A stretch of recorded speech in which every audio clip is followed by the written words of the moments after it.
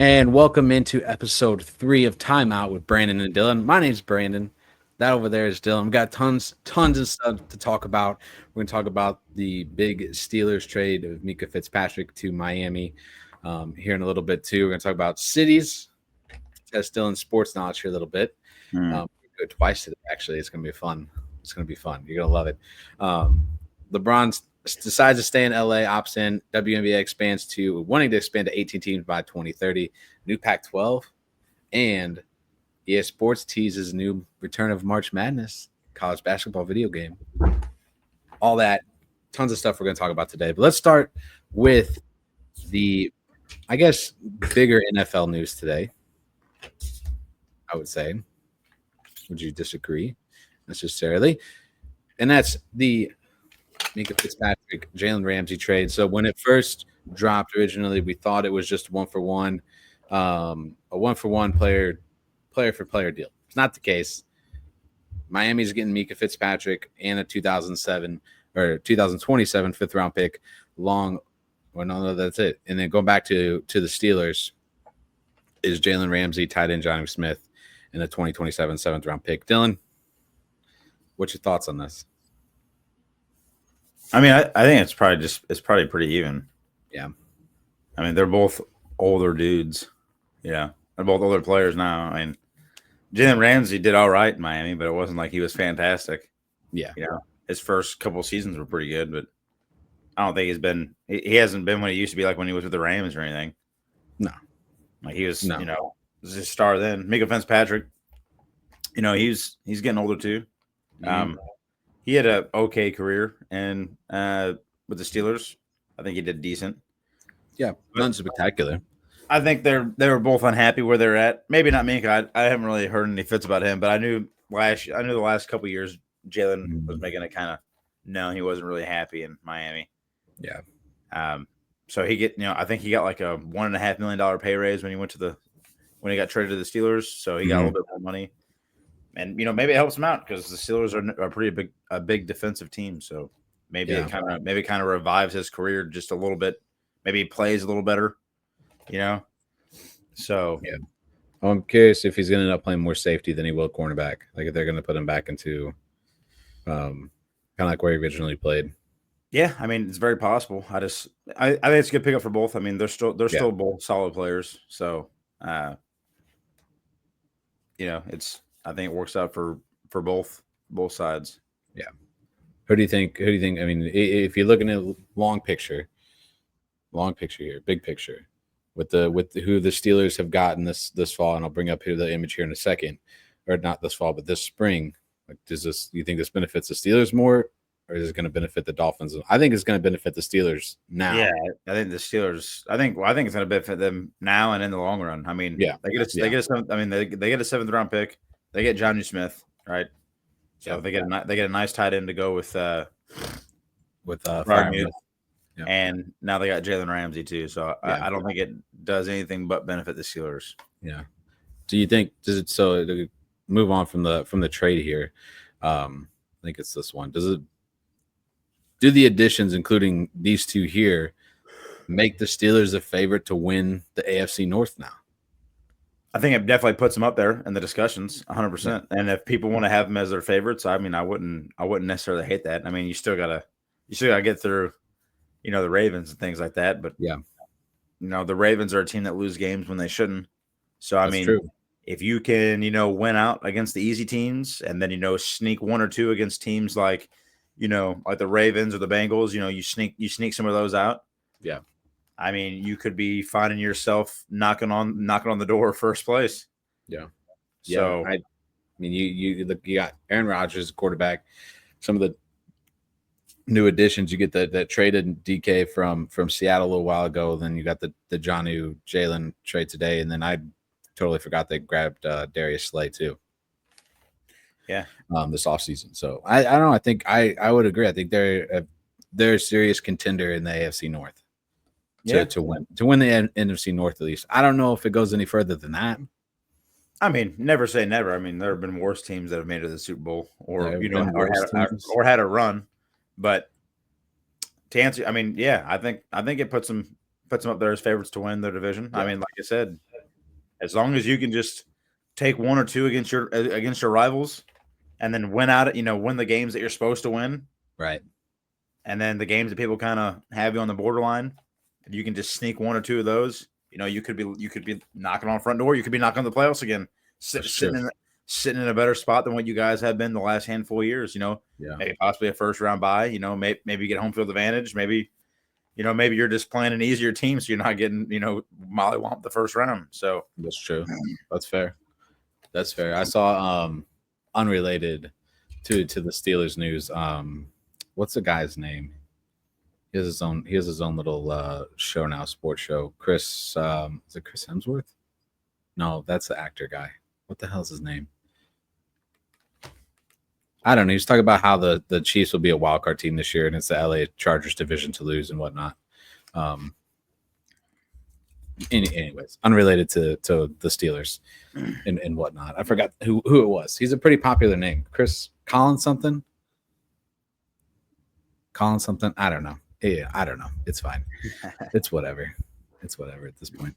I don't remember the guy's name. So, well, I don't know. I think it's let us know what you think. Does it make the Steelers a threat in the AFC North or in the AFC in general? Or is the AFC? I mean, to be honest, I don't think the AFC is as strong as it has been this coming season as it has been in the past. Yeah, if you're going to sneak one out, now's the time. This is the time to do it. I mean, your defense is good. It looks solid. Your offense looks solid. So yeah, you gotta somewhat sounds like ticked off Aaron Rodgers, who's just like, stay out of my life, leave me alone. I just want to play football. Yeah, you actually have an offense for like the first time in like 5 years. Yeah. So I mean, yeah, that'd be interesting to see how the Steelers do, and whatnot, this coming season. So again, let us know in the comments. What do you think the Steelers are going to do? You think they're going to be a Super Bowl contender, just a division contender?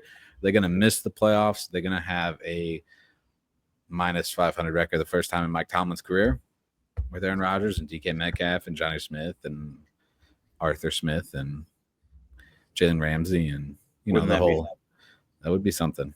We talked about it before in one of the previous episodes. Wouldn't that be funny? That would be funny. Aaron Rodgers comes in. They actually have a decent team, a decent offense. Their defense is always pretty decent. They win 3 games. Yeah. That would be funny. I don't think that's going to happen, but you never know. No, I don't think so. Dylan, how you doing, buddy? Good. Surviving the heat. It's been a scorcher the last 2 weeks here. It's been hot. Yeah. It's been hot. Summer school's over with. Got football dead week this week. A lot of little house projects around the house to do that we've been doing. Finished one of the concrete flower beds last night. And it looks nice. Good. It looks cool. It's good to hear. It looks cool. Yeah. Let's see. Let's touch your sports knowledge a little bit. Oh God. You ready for this? No. This is tougher than you think, because I even struggle with it. I struggle with this one. It's let's see how many cities you can guess that have one professional sports teams. I have the image. I have a little image that has all the teams on it, or the cities on it.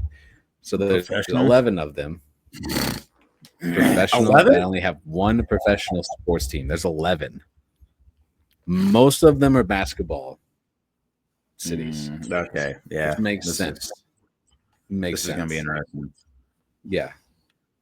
There's two football, one NHL, 2 NHL. Okay. Let's see. I could probably get I know one of the NFL ones off the rip. One of them is Jacksonville. I know that. Jacksonville. Yep. Okay. That's one. And then I think I know the other NFL one. We get to NBA. I'm gonna be lost. Let's see. It's not that far from here. Yeah. I think the second NFL one. I think it's Green Bay. It's right? Green Bay. Yep. That's right. Okay. Yeah. 2 for 2. Yeah. For the NFL. for the NFL version. All right. Now there's 2 NHL teams and the rest are all NBA. The rest are all NBA. Yeah, 2 NHL cities, rest are all NBA. Oh my god. All right. One of the NHL teams is out west. One of them's out east. One of them's out west. Yep. In California.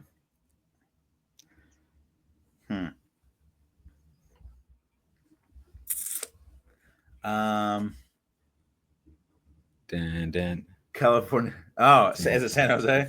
San Jose, yeah. Okay. This man gave me the Jaws theme music. All right. The other one's out east. It's in one of the it's a north south state.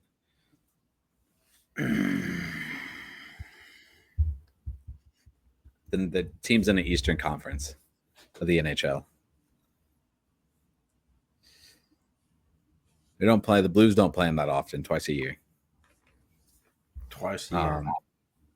I have the team's jersey, actually. Do you? Yeah, I do. They're is it red? It's red. Yeah, the ones now are red. Yeah. The ones now are red. Okay. Yeah. They're alternates. The alternates they have are black though. They're red, black, and white are their main colors. I know that color. I know that color scheme. It's getting awfully windy. Is it Hurricanes? Yeah, it's Hurricanes. Yeah. Is it? Oh my god. Raleigh. Yeah. That's right. They play in Raleigh, North Carolina. It's the only sports team in Raleigh, North Carolina. Yeah. I did not know that. Yeah. So you got not bad. Not bad so far. I got the NFL ones. I took a little guiding. I actually there's one on this list that I don't think we can really count, and I'll give it to you. It's Oakland, because there's not really a team. I don't think there's a team in Oakland. Like I think the Warriors moved out of Oakland, didn't they? I think they moved to San Francisco.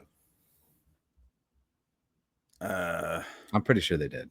Yeah, they're done, aren't they? Yeah, I don't think Oakland has any professional teams. So I think you take Oakland out. Oakland was one of the cities.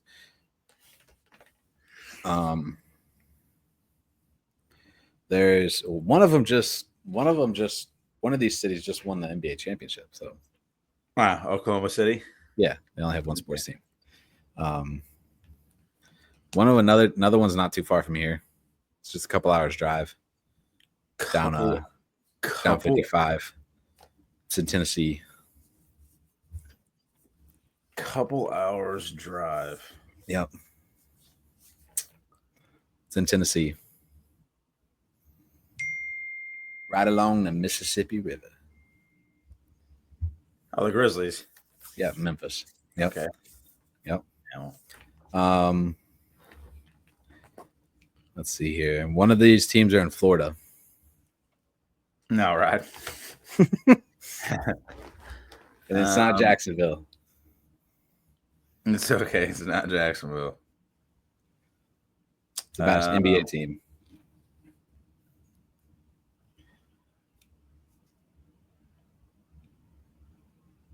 I'm trying to think. There's what? 2 NBA teams in Florida, right? 2? 2? Yeah, 2. Okay. Well, it's not Miami. I don't think it's Miami, is it? It's not Miami, no. It's not Miami. Okay. The hell was the other one? Shaq used to play on this team a long time ago. After his years in LA? Before or after? I think it was after. It was like towards the end of his career. Oh, fuck. Orlando, yeah. Yeah. So that's let's see, we got 1, 2. I was having a brain fart. 3, 4, 5, 6, 7, 8. 8 out of 11 so 8 out of 10 so far. There's 1, 2. There's three left. One's in Texas, 2 are out west. Oh my lord. I can just tell you. We can tell you.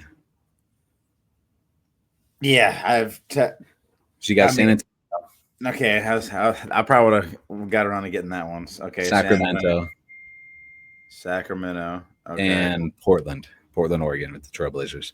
Trailblazers. So the 11 cities are San Antonio, Jacksonville, Memphis, Sacramento, really 10. Sacramento, San Jose, Orlando, Oklahoma City, Green Bay, Portland, and Raleigh. Those are the 5 or the 10 cities, not counting Oakland, with one professional sports team. But Portland is getting ready to it's getting ready to change to 2. And we'll talk about that here in a little bit after we talk about LeBron James. LeBron James. All right. LeBron decides to, well, he says he's opting in. That's what he says. He's going to opt in with the Lakers just to see their moves and whatnot. 54 point something $million a year. Let me find it again. I had it up here, but I lost it. Nope, that's the NFL, not the NBA. The NBA. Where's that here?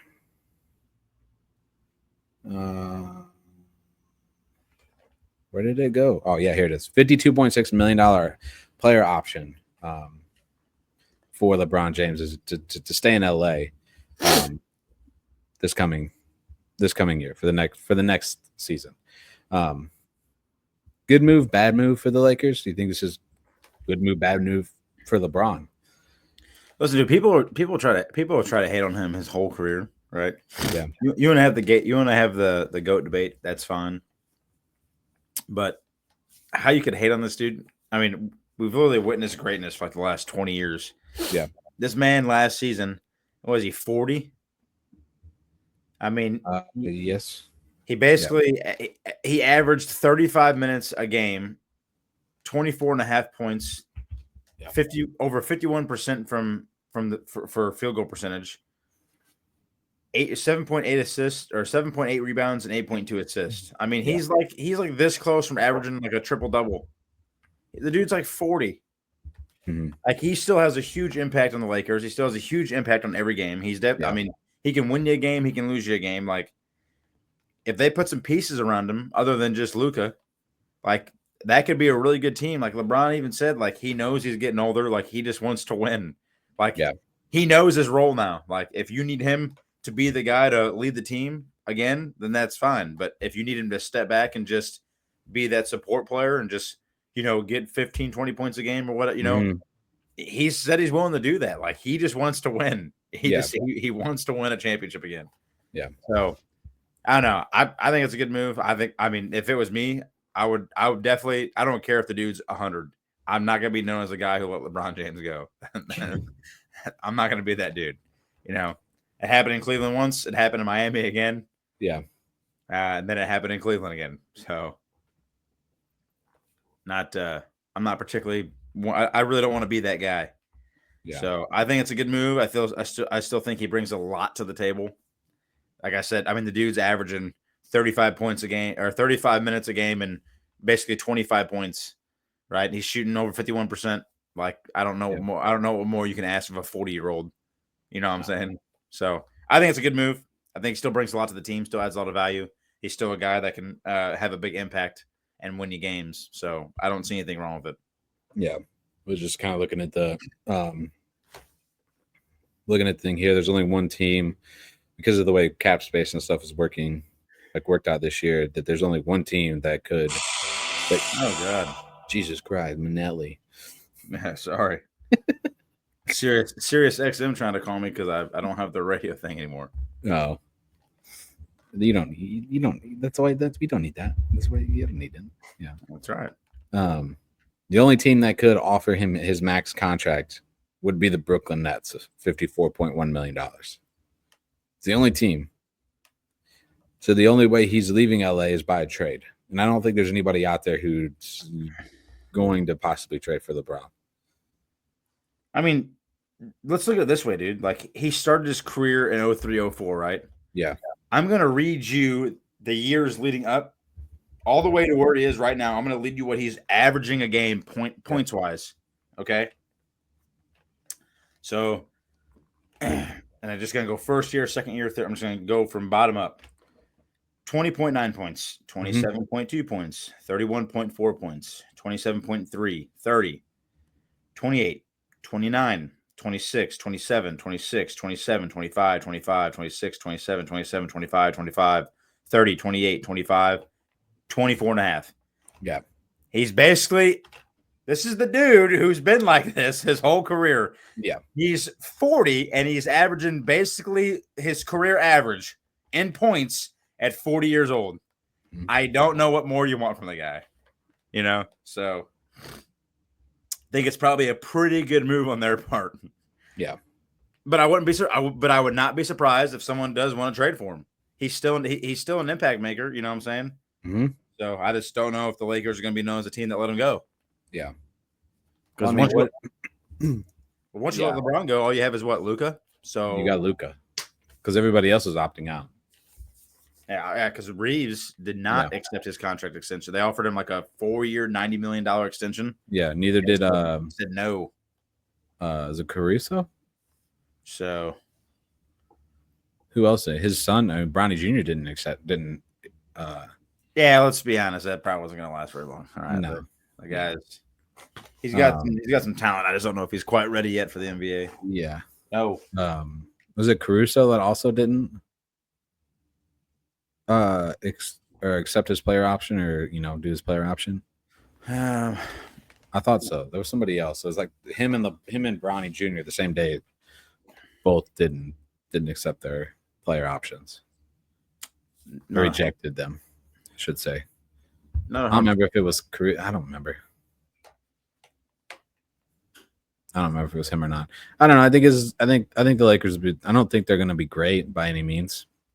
Just depends what they do in the offseason. No, I mean, who would they go get?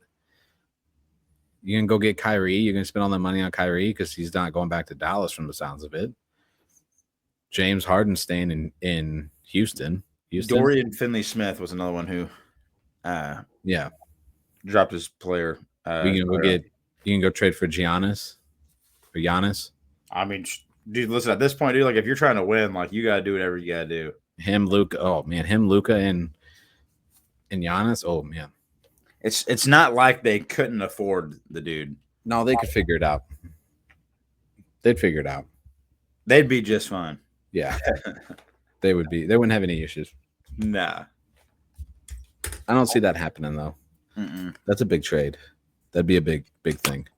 That is quite the trade. Yeah, I don't know if that would happen.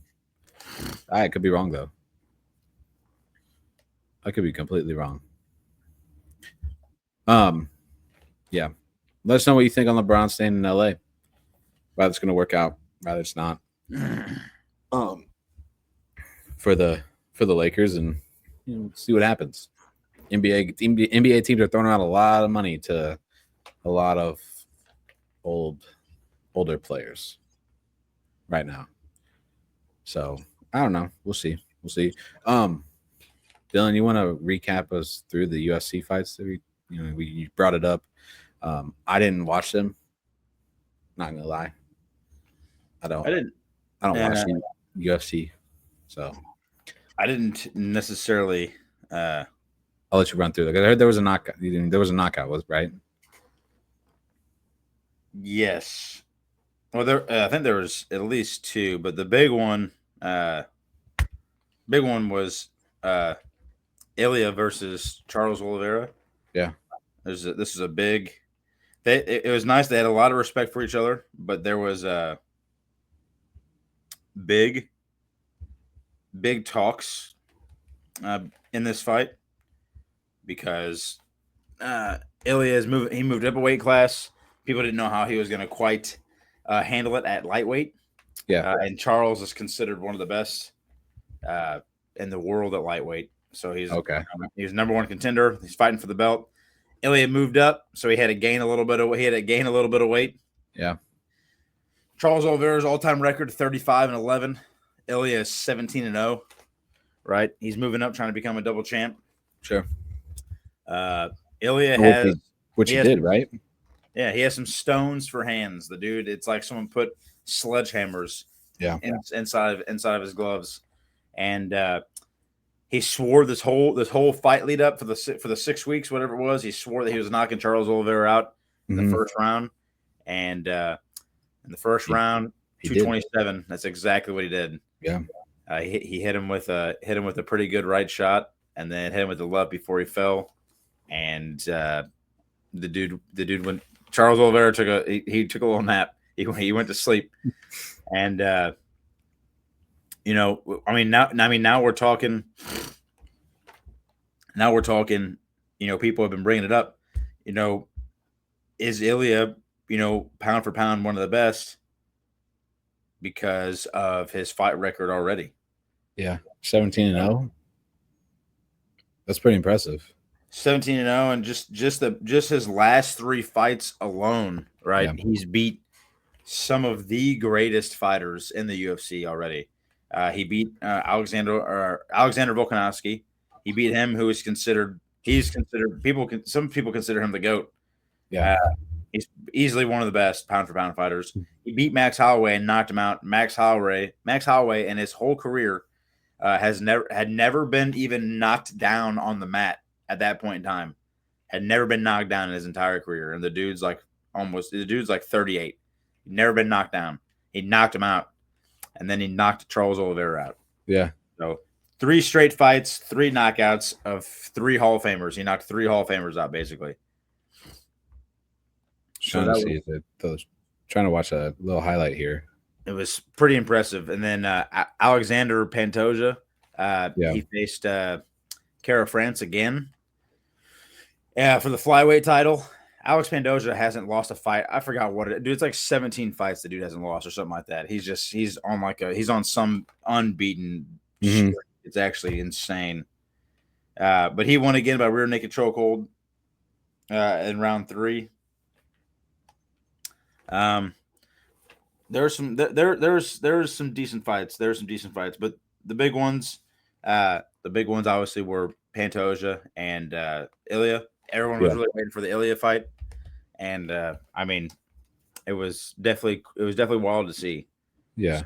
I mean, it's just kind of looking at the few stats that I do understand and whatnot. 17 to 23 head strikes or head strikes here. 3 for 3 in the body for Ilya, and then his control was 1 minute and 1 out of the 2 minutes and 27 seconds. So his significant strikes. Right, he landed 21 on 21 significant strikes. Yeah, and that's pretty impressive. It's all and Charles Oliveira on the scale, his face is all lit up red, which means that's all he took. That's all he did was basically take 90% headshots. Yeah, even the second fight you're talking about, this is the Pantoja, the Kara France one. I think significant strike. They went 3 rounds. The significant strikes for Pantoja, 42 out of 76. Yeah, Pantoja, 42 out of 76. 10 for 10 of the bodies, 4 for 5 for the legs. That's wow. Yeah, he's pretty impressive. He hasn't lost a fight in forever. He hasn't lost a fight in forever. I'm actually trying to. I actually can't even go back that far. For how many he's won in a row. That's crazy. Actually, I at least know he's won 1, 2, 3, 4, 5. I at least know he's won 6 in a row at least. Yeah. So the dude is. They've all been title fights basically. That is, that's impressive. Either way, it's impressive, all around. So I don't watch UFC too often, and whatnot, but try to understand what's going on for the most part when I do and whatnot. Anything else out of that? No. Yeah. Okay. All right. We talk about the WNBA. Sure. Angel Reese broke another record. Most consecutive games with 15 plus rebounds, I think is what it was. Impressive. I give it to her. Why not? Yeah. Round of applause. But that's not what we're talking about. Talk about the WNBA is looking to expand to 18 teams. Or they are expanding to 18 teams by 2030. Toronto and Portland start next year, and then they are adding Cleveland, Detroit, and Philadelphia by 2020 or 2030 to bring the WNBA to 18 teams and whatnot. So the commissioner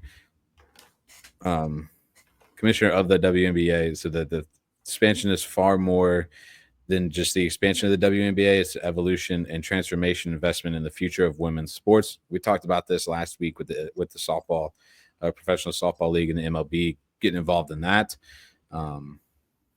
as well. So, let me find the one that talked about this one. This one here. Oh, mother trucker!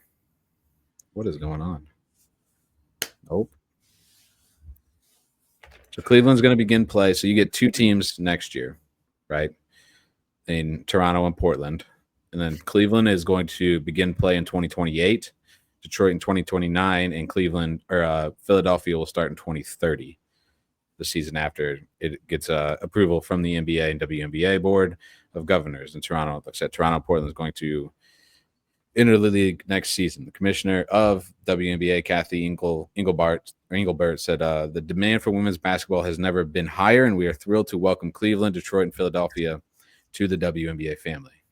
This historic expansion is a powerful reflection of our league's extraordinary moments, the momentum, the depth of talent across the game, and surging demand for investment in women's professional basketball. That's a lot of teams in a little bit of time. Was it too many teams? You're looking at 5 teams in 5 years. I mean, just hope the demand keeps up, I guess. I mean, yeah. Before Caitlin Clark came in the NBA, in the WNBA, like I remember talking like if the WNBA was even going to make it. Yeah. Like no one cared. Yeah. No one wanted to watch. No one cared. And I'm not saying it's just all her, but she definitely it's Clark, it's Reese, it's what's her name in Dallas now? Paige Buchers, and then Cameron Brink out in LA, Kelsey Plum. So in LA too. And what's her name? She's in Vegas. She's a big WNBA star too. But yeah, I would agree. I would agree with you. Take it by the balls now, right? Yeah. Take it now, because you know what happens if this doesn't keep up. Mm-hmm. You know what I'm saying? Is better to try to fit as many eggs as you can in the basket. Yeah. And just kind of see what happens. I mean, there's no point of going slow. I mean, I remember just a handful of years ago talking about if this league was going to die because it was so horrendous. And I'm not saying girls can't play sports. Not saying that. It just no one wanted to watch it. It was boring. You're scoring 30 points a game. Yeah, which that's changed so much too. You're looking at 80, 90 points a game now. Like I'm not trying to dog on them. I'm not trying to dog on them. I know. But I'm pretty sure I could take the top men's boys high school team in the nation and put them up against the best NBA team, the WNBA team, and they would absolutely crush them. Think so? Yeah. I don't know. I think they'd probably crush them. Well, yeah, I would imagine. I mean, they probably would. But things have changed now. It's not so much boring anymore. There's a little more fire, a little more pizzazz, a little more intensity. You're not scoring 5 points a quarter. Like, yeah, the scoring is like everything is better. Everything looks a little better. The gameplay is better. Everything just looks better. Yeah. Right. So you might as well try to fit all your eggs and try to fit as many eggs as you can in one basket to see how it works out. Right. Yeah. I'd rather go big and go home than not go big at all. Right. I'm not opposed to it. I think now, if like you said, if you're going to do it now. Don't wait. If you're gonna expand it to 18 teams. There's 3 teams in the East, 4 teams in the East, unless you put Detroit in the West for now. So you have 9 and 9 for each conference, because I mean they're uneven right now as it is. But I still thought that they would look into putting a team in St. I'm surprised they didn't put a team in St. Louis. They're not going to. Because I mean, you look at the 3 teams. Look at everybody who has an expansion team right now: Toronto, Portland, Cleveland, Detroit, and Philadelphia, the majority ownership group for Cleveland is Dan Gilbert, who owns the Cleveland Cavaliers. In Detroit, it's Tom Gores, who owns the Detroit Pistons. In Philadelphia, it's Josh Harris, who owns the 76ers. So, Buddy, St. Louis is lucky that they have the Blues and the Cardinals, brother. wow. They are. Let's be honest.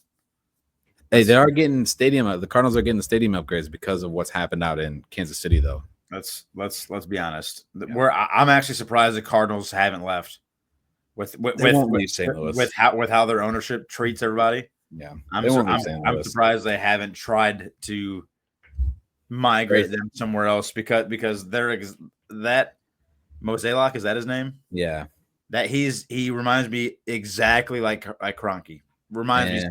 He does, man. He does. He doesn't really care. Doesn't really care about upgrading the team. He doesn't go out and get any big players. He's focused on not spending any money and let the farm system work. It doesn't work anymore, right? And he says how much the Cardinals love St. Louis, how much he loves St. Louis. Kroenke did the same thing. Wow. Didn't trade for any players. They focused on what they had. He said he loved this place. St. Louis is a sports city. Then he handwrote you guys a letter and told you how miserable St. Louis was, then left. That's a conversation for a different time. So the Blues, yeah. The Rams situation. The Rams were never not going to stay in St. Louis, no matter how much the city, how much the city money, however much. Let me repeat. Let me figure my words out. No matter how much money the city gave the NFL and the Rams, they had already decided that the Rams were moving to LA. And no matter what the city of St. Louis, what any ownership group or anybody's voices in St. Louis said, they were moving to LA. There's no ifs, ands, or buts about it. Kroenke decided you guys are going to move to LA. That's what I mean. Yeah. If you had any other ownership in that, the city, NFL I don't think that they leave when they left.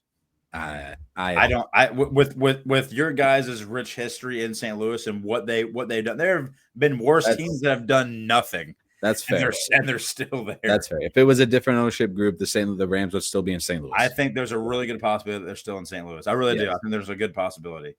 Yeah. The greatest show on turf took place in the Edwards Jones Dome. They went to 2 Super Bowls in St. Louis in the 30 years they were in St. Louis.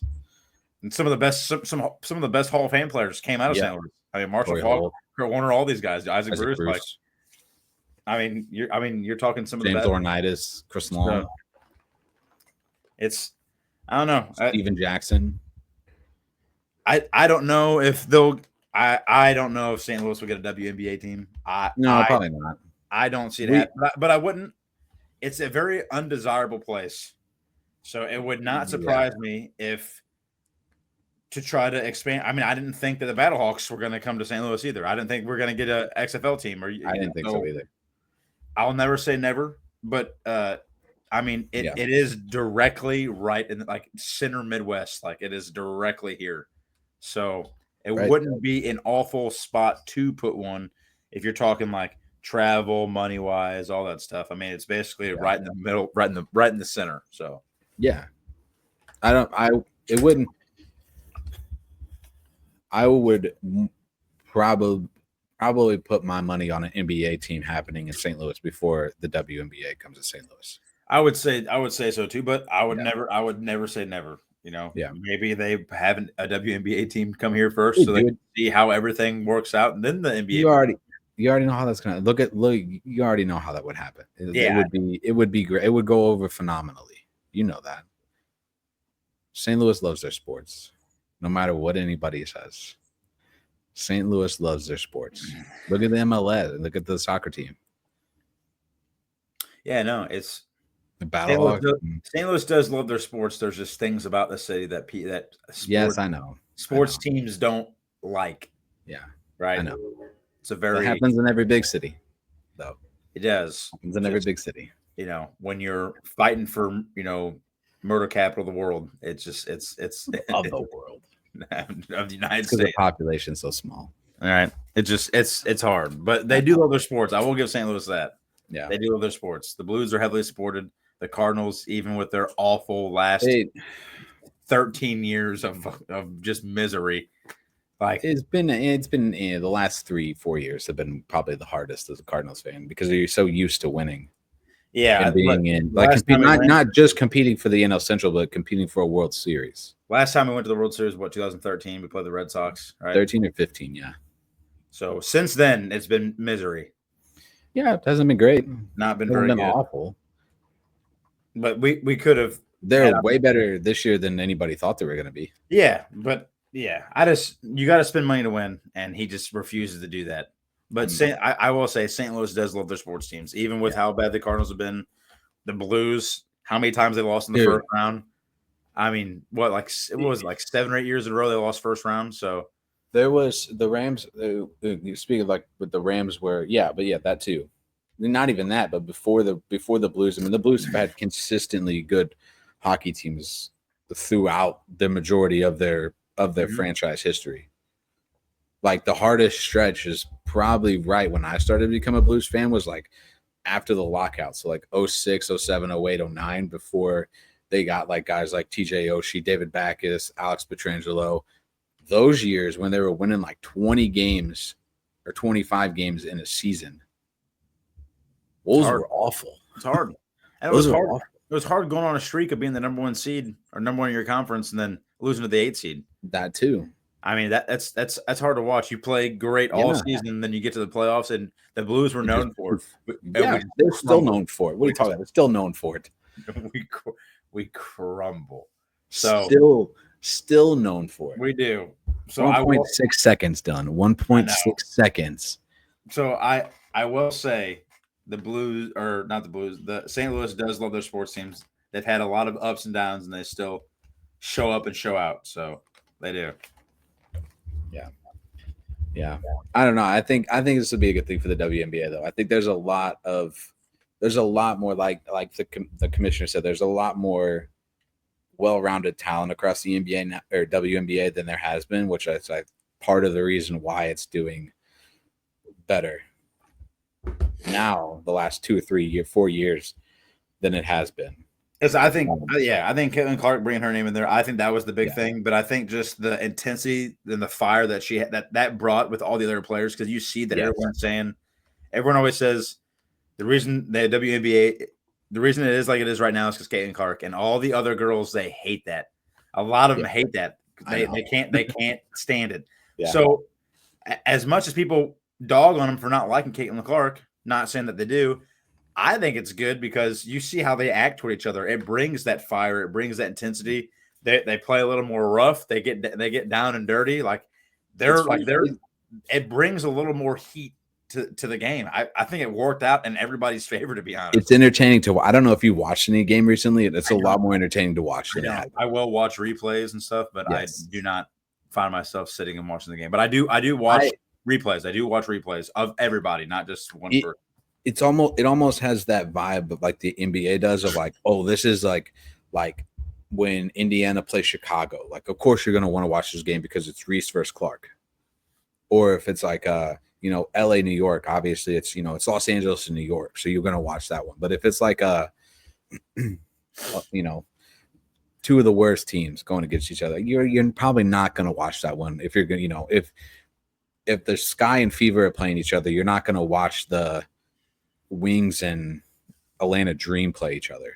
Yeah, is what I mean. Like you're gonna watch the Fever and Sky play each other over that. So that's where I think it is. It's on that level of the NBA. Like, yeah, you're gonna watch Lakers versus Warriors over Magic versus Hawks, unless you're like a true diehard fan of one of the Hawks or Magic. That's where I think it's at. I don't know. Let us know what you think of the WNBA. You Caitlin Clark fan? You Angel Reese fan? Paige Buchers? What's her name? Cameron Brink? Sophie Cunningham's got a lot of energy around her name right now. She's a heck of a basketball player too. She is. Yeah. All right. Move on here before I pull up the next thing.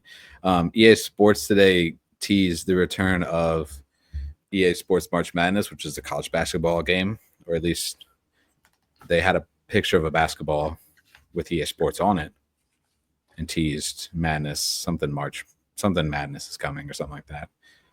With the popularity boost of college football, 26, and just the college football game coming out, would this be a game you'd be interested in? Yep. Dylan said, yep. He's like 100% buying it. Yep. He said, I'm listening to Dick for Meal. There is nothing better in this world, in the history of sports. There is almost nothing that is comparable to not being a college basketball fan at all or anything, and then tuning in and sitting down and watching March Madness and being entertained for days, of some of the craziest games, the craziest shots you'll ever witness with your own two eyes. Yeah. It is literally one of the best things in sports to this day and has been. The March Madness tournament is bar none. It is the greatest time of the year. It truly is. I love college sports. I will watch college basketball. I don't watch it. I don't watch every game for everybody. But what I do watch is basically every March Madness tournament game.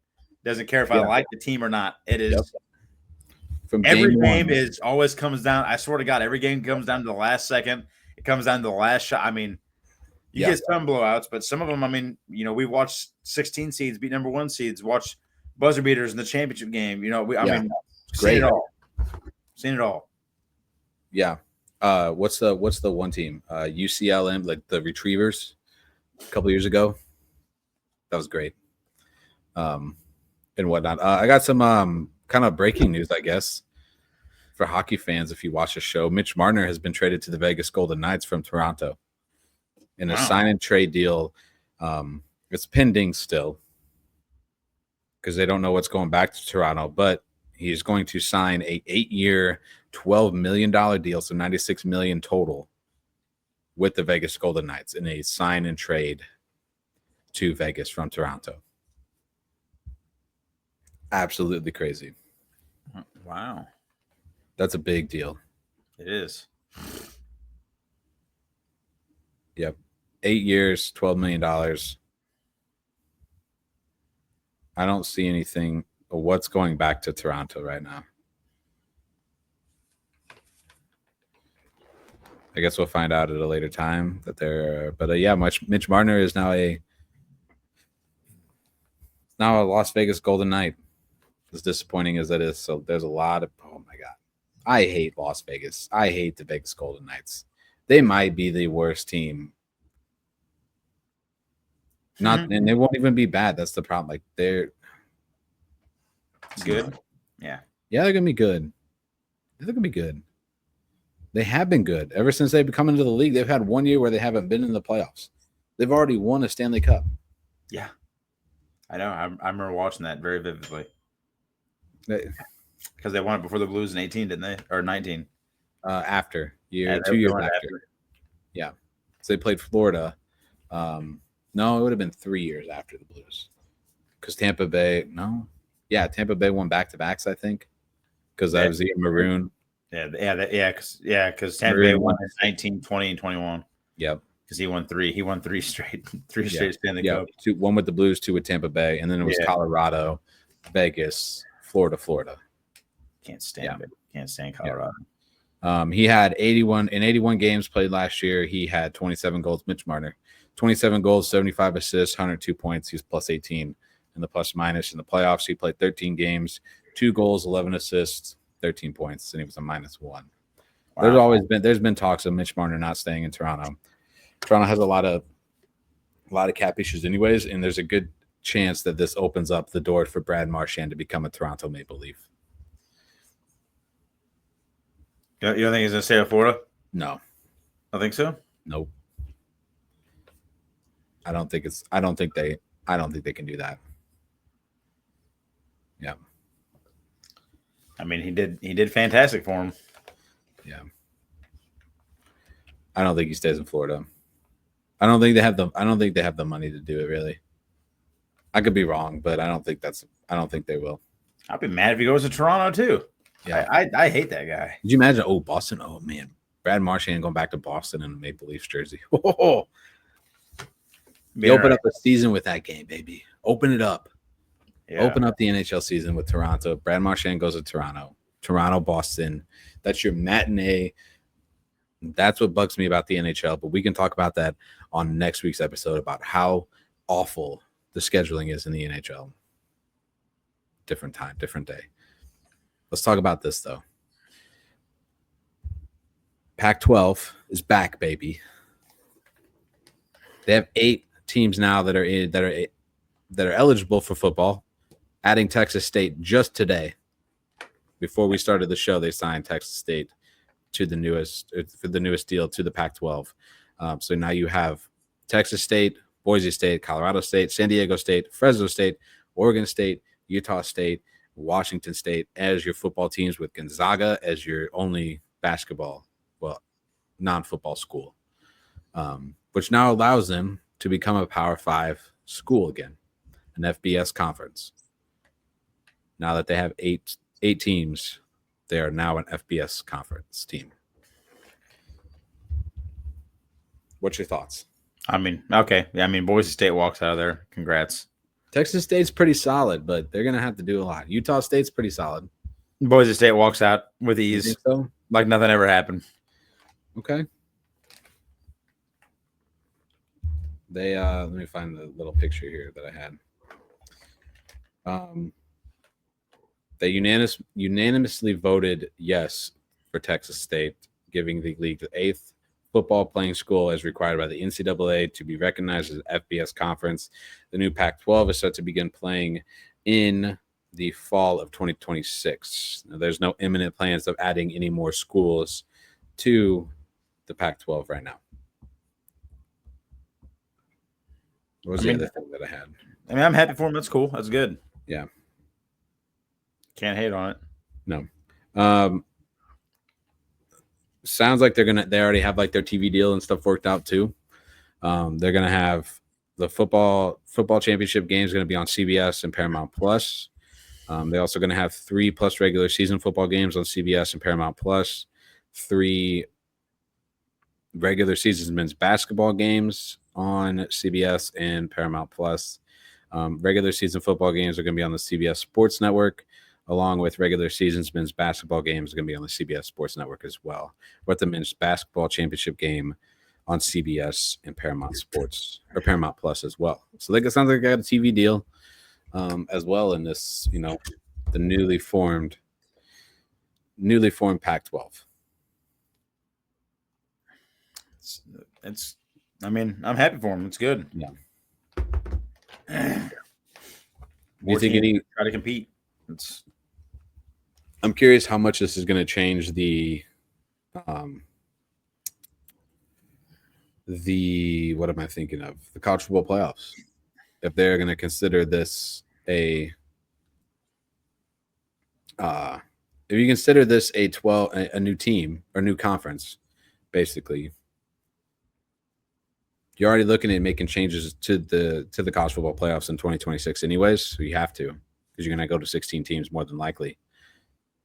How many automatic bids do they get? They get the same amount as the ACC then, right?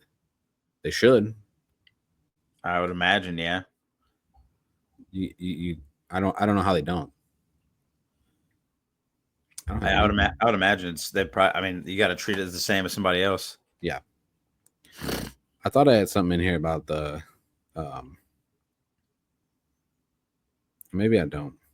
I thought I had something in here at some point in time in my pictures about like their TV deal and how much it was and whatnot, but I don't see it in here anymore.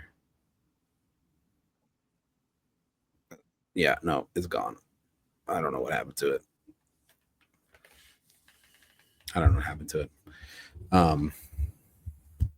Yeah.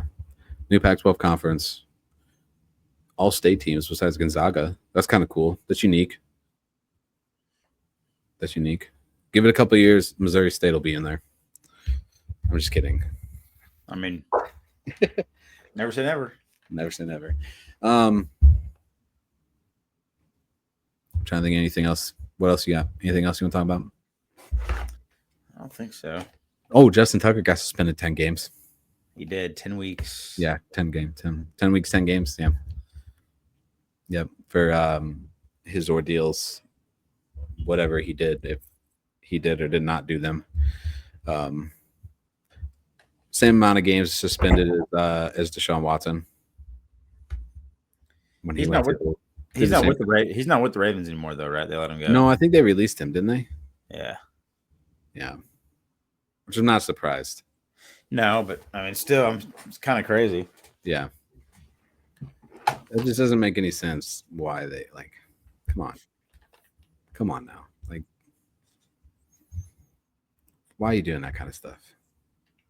Oh, I got one more thing for you too. I forgot.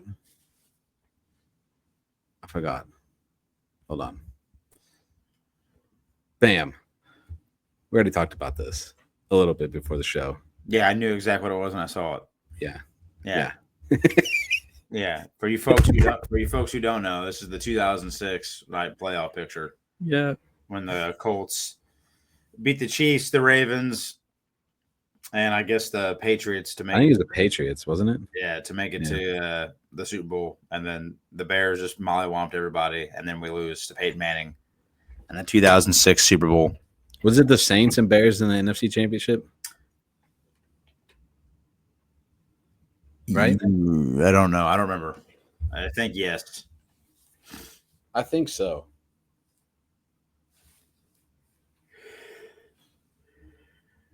What's your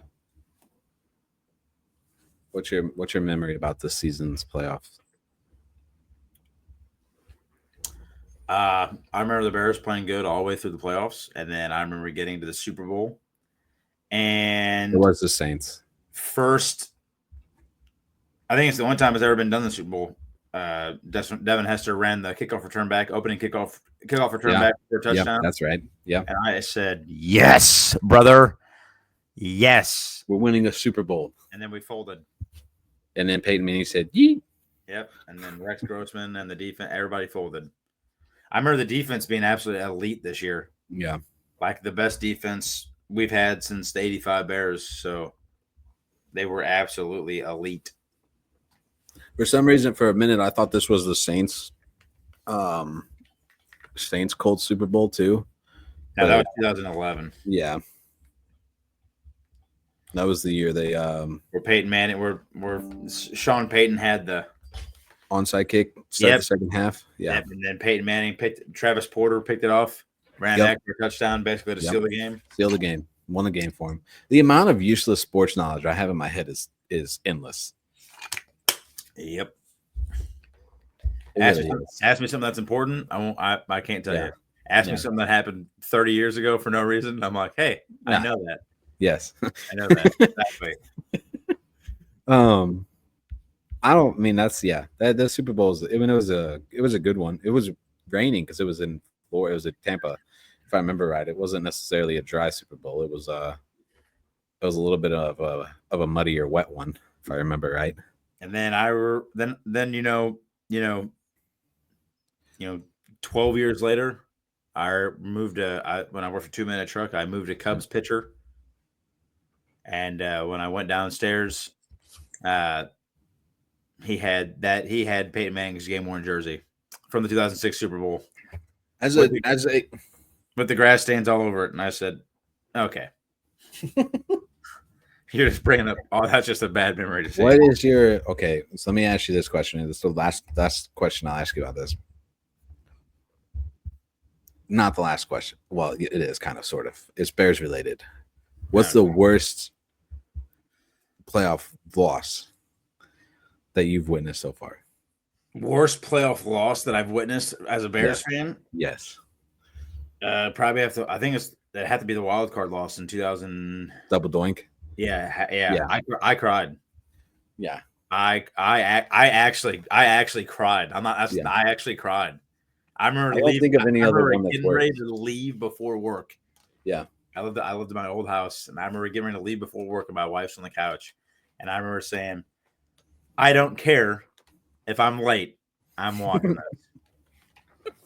And I remember putting my backpack down on the floor and watching, and Cody Parkey went up, kicked it. They called the timeout. First kick was good. Yeah, nailed it too.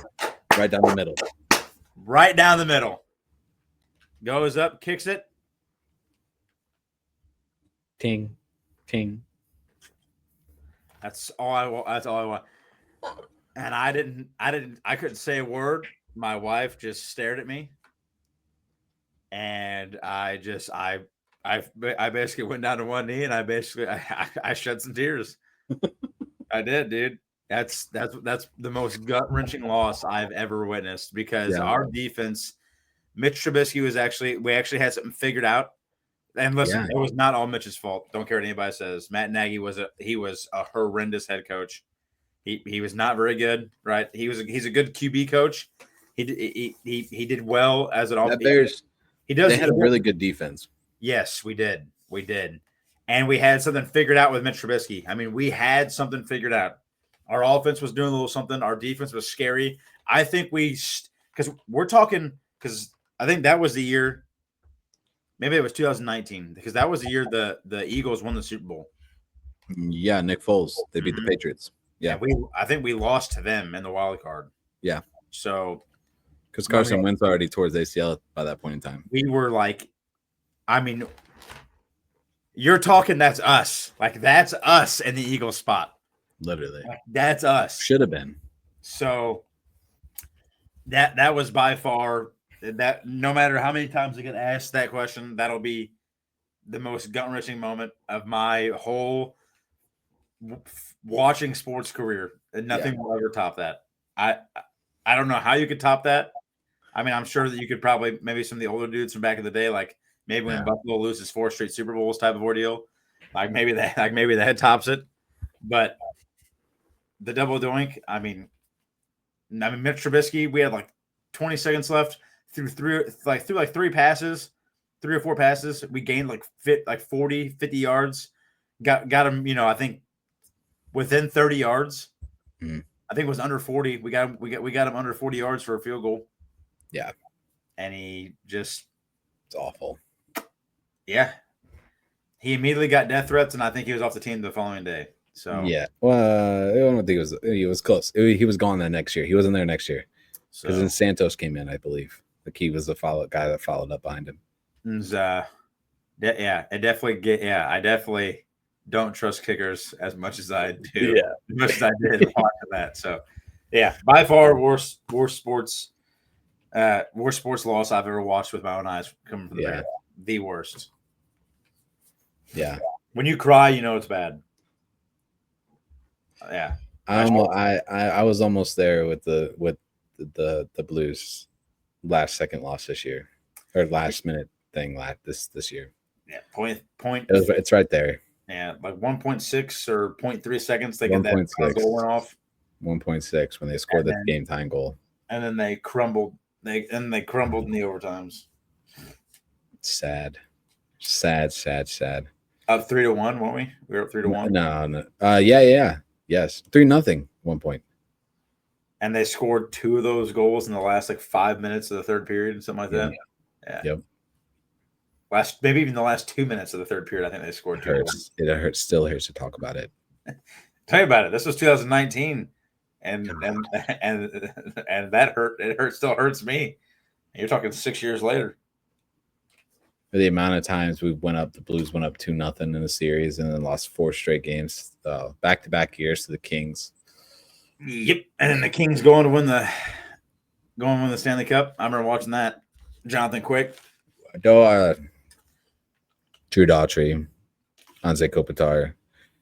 Oh my God. I hated Jonathan Quick with all my heart. I hated that guy. He's such a good player, though. Every fiber of my body. He had the Blues numbers. Such a good hockey player. Such a good goalie. Him and Corey Crawford. I hated watching those guys. Having to watch those guys play against the Blues was the worst thing in the world. But they're really good hockey players. They were. The Kings just had our number. Me and the AC barely squeaking in the playoffs. I'll never forget watching those games with you at your house, and we just lose. And they go on to win the cup against the Rangers that year. I'm pretty sure it was the same year. Yeah, got a little Alex Martinez deflection off the pad of Hendrik Lundqvist, just slingshot to the back of the net to win the cup. My only memory of that is I'll never forget watching the Blues lose to the Kings at your house and get knocked out of the playoffs to an ace seed. And I remember getting so mad. We turned on the NHL game and we put it in that same scenario. And we lost.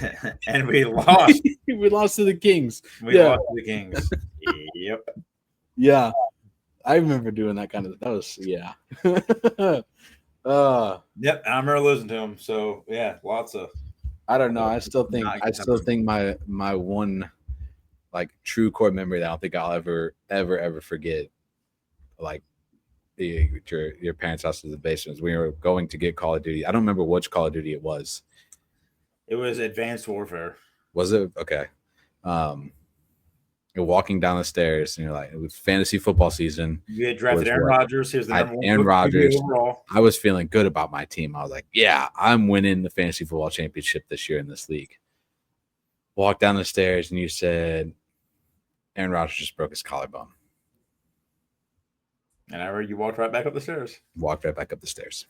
Because I came down so excited. I was like, I can't wait to go get Call of Duty because it's when GameStop did the midnight releases. A lot of fun. A lot of great times too. Yep. Taco Bell midnight release. Yes, oh, man. And then you walked downstairs all jacked up, folks. And I told them that Aaron Rodgers broke his collarbone. I walked right up the stairs. He did. He walked right back up. I'm ready to go home. I'm gonna go cry on my pillow because I don't have Aaron Rodgers, my fantasy team. Darren Sproles. Yep. That's it. Darren Sproles for the win. All because they had to break a record. They just had to break a record. I lost the fantasy football championship because the Saints had to break Drew Brees' record. The Saints. I think it was Dan Marino's record, wasn't it? Drew Brees was trying to beat Dan Marino's record. Most touchdown yards in the season or touchdowns thrown in the season or something. It was touchdowns, and I had Darren Sproles, and I was playing Brandon here in the championship game. Yeah, I was down exactly. What, 5-6 points? I think it was exactly 5 points because the touchdown is 6. And he threw it to Darren Sproles. It was like a 1-yard touchdown pass, or like a 2-yard touchdown pass. Yeah, it was nothing. And I got 6 points out of it, and I beat Brandon by 1 point in the fantasy championship game. I wanted to throw myself off a bridge. And that was the first year I ever played fantasy, too. Yeah. First year I ever played fantasy. Good time. That's the most ridiculous thing ever. I won one fantasy championship in my whole I've been playing fantasy football since probably 13, 14 at least, if not before that. Probably before that. One fantasy championship. And it wasn't even in the league that we're in. Yeah. I've had multiple opportunities, multiple second place finishes. You're just not him, bud. I'm in our armchair fantasy football league. I am like 13 games career above 500. All that matters is when it comes down to that game. Yeah. I've had teams that have played phenomenal all season. I get to a first round matchup against a guy who hasn't played at all besides week 1, playing back-to-back weeks, thump him in the final week of the season, lose to him, the same person in the first round of the playoffs. Yeah, I do remember that. Yeah. I do remember that. I have a love-hate relationship with fantasy football. It's a good time. It's a great time. I love it, but I hate it so much. So much. We're preparing for that now. It's going on the 7th year of the Armchair Fantasy Football League. The draft August 17th. Be a good time. 7 seasons. We've had pretty much the same guys, same people playing fantasy football. Yeah. It's awesome. It's awesome. Any final thoughts before we head out for today's show? Nothing. No. Yeah. If you missed last week's episode, by the way, thank you for getting us to almost 100 views on last week's episode. Greatly appreciate it. If you have not done that yet, hit the subscribe button, hit the like button, share it out to all your friends and family who love talking about sports. We'd love to hear from you. Let us know what your thoughts are on the new Pac-12, LeBron staying in LA, WNBA expansion, the Mika Fitzpatrick, Jalen Ramsey trade today, all of it. Let us know all of your thoughts in the comments and whatnot. My name is Brandon. That's Dillon. We'll catch you on the next episode of Timeout with Brandon and Dillon right here on the Timeout YouTube page.